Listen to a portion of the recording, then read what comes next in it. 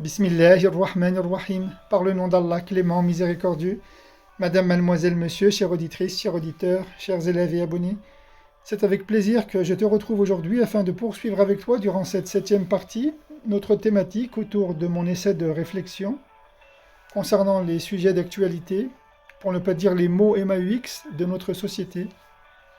Aujourd'hui, je te propose de rentrer plus en profondeur avec la psychologie des adeptes du terrorisme, ces jeunes radicalisés qui, dans leur cercle de réunion, pensent et réfléchissent aux moyens de désagréger la société. La coranothérapie te présente ta chaîne YouTube pour une école citoyenne, pédagogique, associative et participative. Ta première cyberécole en ligne intitulée Pacte, projet d'accompagnement corano-thérapeutique d'émancipation. École Pacte, projet d'accompagnement corano-thérapeutique d'émancipation.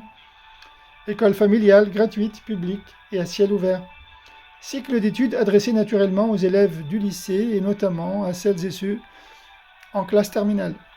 Bien entendu, cet essai de réflexion s'adresse à toute intelligence capable de réfléchir et d'apporter des solutions aux maux de notre société.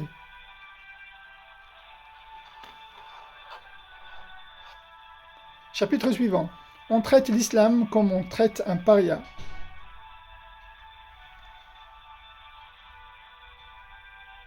C'est une manière comme une autre de soumettre la religion musulmane aux moyens d'un islam de France. Certains convertis sont séduits par une approche de l'islam à travers l'un de ses articles de foi, qui est celui de mourir en martyr. Encore faudrait-il pour y arriver servir une noble cause. C'est le cas par exemple de celui ou celle qui se lève le matin pour subvenir aux besoins de sa famille par un travail honnête et digne, ou celui qui meurt par fidélité et amour pour sa femme. Cela impose à la conscience deux choses. Premièrement, de fournir un effort de fixation permanente sur la mort, et deuxièmement, cela oblige le système central nerveux à chercher une solution rapide et exécutive pour le candidat au suicide. C'est une obsession.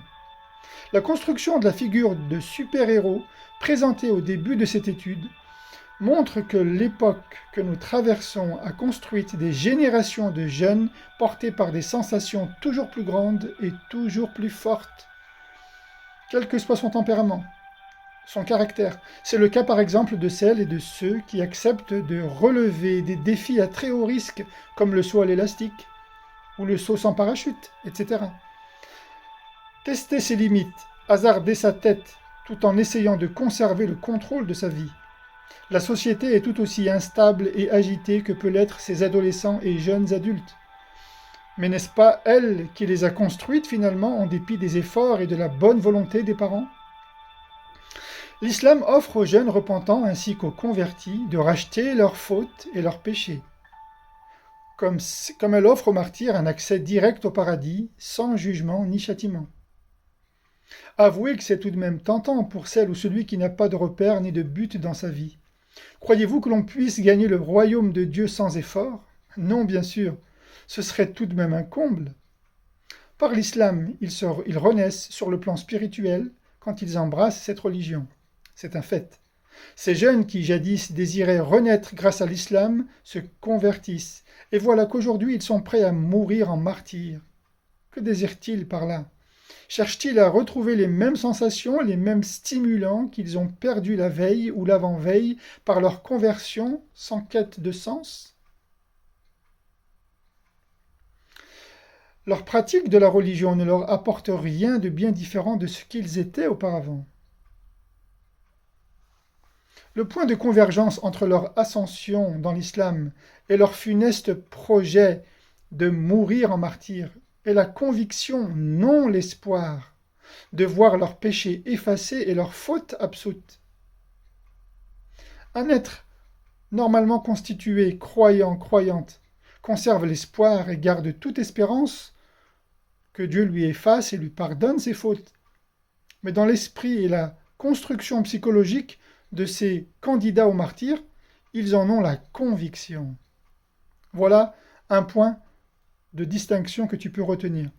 Ils cultivent ainsi dans leur cercle d'intimité le désir Ils entretiennent le fantasme de la récompense divine. Ce sentiment les stimule car cela leur procure un autre sentiment, celui de supériorité sur l'autre, voire même d'invincibilité.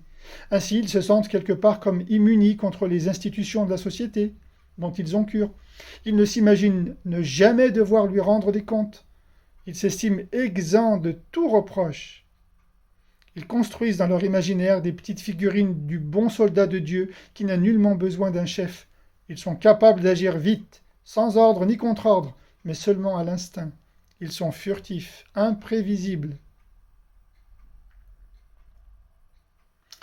Pour les arrêter, il faut stopper les causes par lesquelles ils se nourrissent. Mettre fin au combat en terre d'islam, c'est la seule vraie solution, rapide et efficace. C'est comme couper les ravitaillements en vivres et en carburant de l'ennemi pendant les opérations de combat sur le théâtre des opérations militaires. C'est une stratégie comme une autre, mais la différence, c'est que ça marche et très vite. Cela joue sur le moral des troupes, sur la tournure des événements.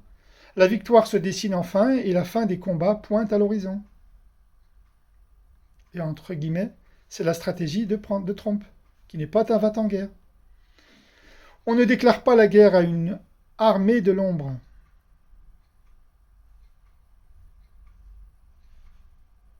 La meilleure stratégie est encore l'attaque. C'est vrai quand on a en face des combattants qui défendent, mais ce n'est pas le cas ici. La configuration que prend la tournure des événements qui nous sont présentés en France est évidente, elle nous saute même aux yeux.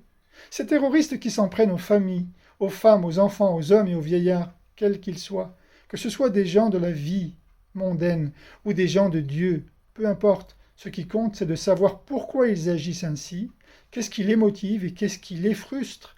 La société gagnerait beaucoup à réfléchir à ces questions plutôt que d'utiliser l'argent des contribuables français pour les balancer par-dessus les bombardiers, causant des effets collatéraux sur les populations au Proche et au Moyen-Orient. La vérité, c'est que nos dirigeants sont des pleutres. Au lieu de tout ceci, des actions de représailles s'organisent dans tout le territoire national à titre de vengeance ou de revanche, et ceci est alimenté par la haine, la provocation et la tension. Pour ces générations de convertis trompe-l'œil et autres radicaux, Dieu est seulement prétexte à toutes leurs exactions. Ils agissent sous couvert de la religion. Ah, comme il a bon dos, notre Seigneur. C'est normal, me diriez-vous, il est pardonneur et miséricordieux. Dans l'esprit de ces imbéciles heureux, en tout cas. Ceci n'était que quelques réflexions autour de ce qui anime certains individus à se radicaliser en faisant usage du nom de Dieu et en se référant au prophète de l'islam Mohammed.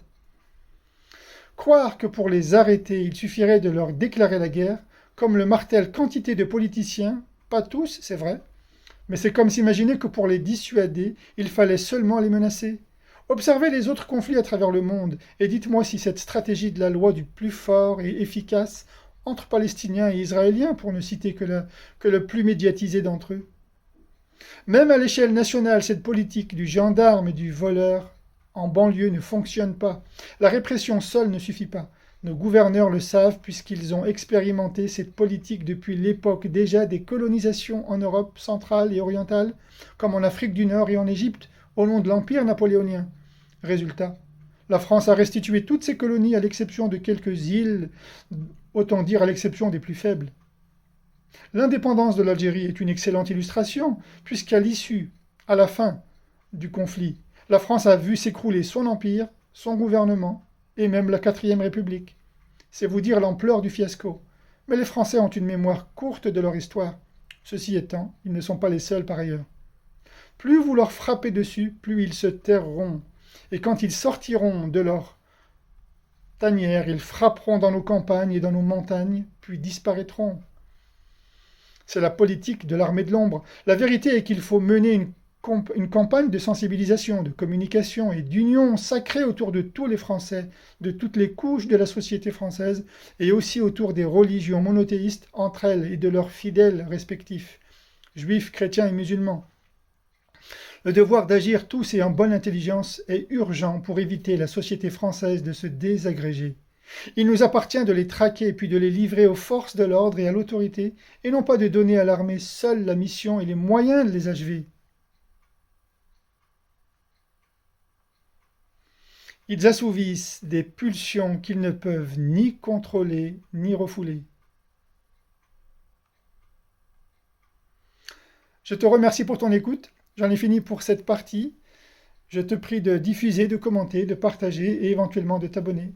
Et je te dis à très bientôt pour la suite de notre ouvrage. Wassalamu alaikum wa rahmatullah.